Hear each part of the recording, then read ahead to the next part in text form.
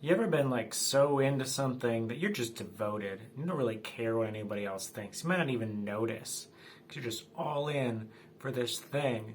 Maybe it's a show, or maybe it's a character, or maybe it's a person that you just respect so much that it's even like hard to form words in front of them or act normal.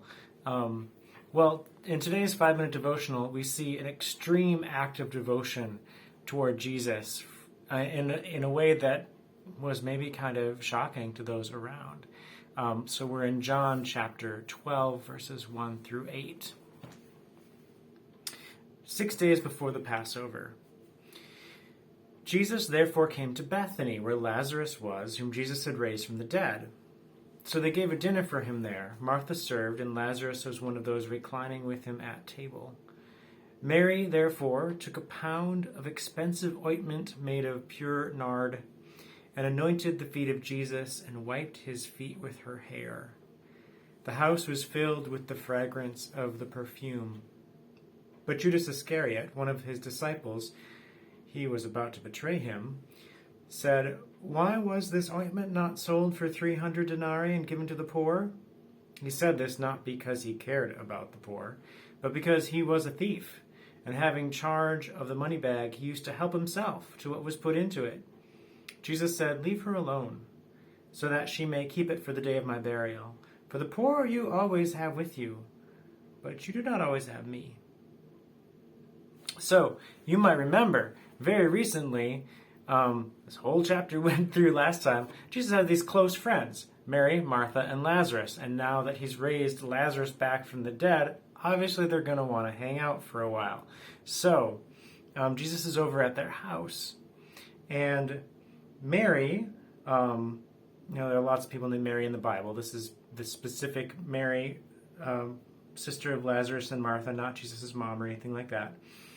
So she took some really expensive, perfumey stuff. And by really expensive, I mean, so 300 denarii is what it said. A denarius was like a day's wage. So if you think about like a year minus weekends, it's like a year's worth of pay for like a regular old worker. It's an enormous amount of money that this stuff was worth. And she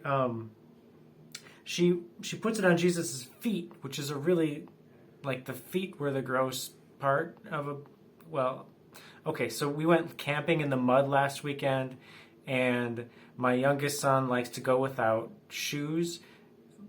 So you just imagine feet that are in sandals on dusty roads without like socks or anything are going to get gross. And so it was a really lowly thing to deal with someone's feet. But here she was putting this really expensive stuff on Jesus' feet and then wiping it off with her hair. Now, okay, that may seem a little weird to us, but it's actually more so in that culture where a grown woman would always have her hair up. She wouldn't let it down in front of strangers unless she was of ill repute, or they wouldn't look good. But here she is. She's got her hair down. She's actually like touching Jesus' feet with her hair. It's an extreme act of devotion. It would have looked really weird to the people around, but it seems like she didn't care. She really wanted to show Jesus how much she was devoted to him. And people got upset about this. Judas got upset about this. Now, it's sort of this thing in the background that, he's the one who keeps the money for the disciples. And that it was just a thing that they were always giving money to people in need. They were giving to the poor.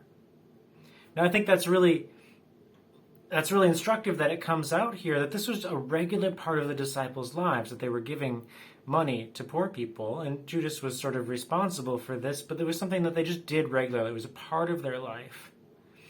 And we know that there are a lot of things in the world today that need people to help with, and things that are happening right now that just seem like, how could we ever help with them? They're too huge.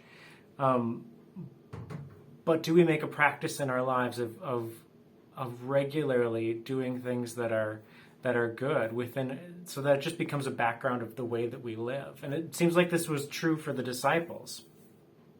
But he brought up this, like, okay, this stuff was really expensive. We could have done a lot of good for poor people. Here, you just put it on Jesus' feet. What are you talking about? Now, we know that he had bad motives because he just wanted to steal the money. But I think sometimes we can get so wrapped up in all the good that we want to do that we don't see the Jesus that's right in front of us. That's saying, hey, chill. Yeah, make a practice of doing good all the time. That's good. Make it a part of your life. But hey, sometimes you don't let that rule you. Your practice of doing good is not your master. Jesus is your master. And something special was happening here, this act of devotion that was even more profound than anyone in the room except Jesus knew, because he says, you know what? This is what you do for a dead body, and pretty soon I'm going to be a dead body, which is going to have its own profound effect on all of you. But let Mary alone. Let her do this. So, finally, I just like to encourage you that if it's okay, it's good, if you're so devoted to Jesus that you don't care what it looks like to other people, even if it looks weird. And if that's true, you're in good company.